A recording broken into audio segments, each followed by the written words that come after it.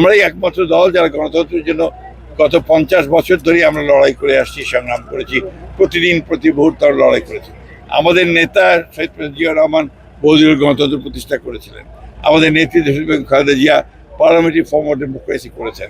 আমাদের নেতা তারেক রহমান সাহেব এই গণতন্ত্রের প্রতিষ্ঠার জন্য বিদেশে নির্বাসিত অবস্থায় ছিলেন এবং জনগণের সমর্থনে 2/3 ভোটে তার দল নির্বাচিত হয়েছে। সুতরাং আমাদেরকে গণতন্ত্র নিয়ে কেউ প্রশ্ন করতে গেলে এটা তার জন্য সমীচীন হবে না। এছাড়া জামাতে ইসলাম তো আপনার একটা রেজিমেন্টেড পলিটিক্যাল পার্টি, তারা তো গণতন্ত্রে বিশ্বাস করে না, যে আমরা একদলীয় শাসন ব্যবস্থা বিশ্বাসই করি না। Spanish digital print tiles, ATI tiles, এক টাইলসে জীবন পার।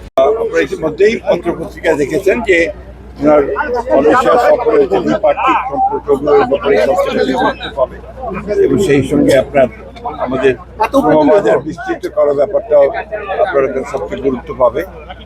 যেহেতু বন্ধ ছিল শ্রমবাজার, এটাকে খুলে দেওয়ার ব্যাপারেও ওনারা কথা বলবেন এবং আশা করি আমরা যে মালয়েশিয়ার সঙ্গে আমাদের দ্বিপাক্ষিক সম্পর্ক আরও জোরদার হবে, শক্তিশালী হবে।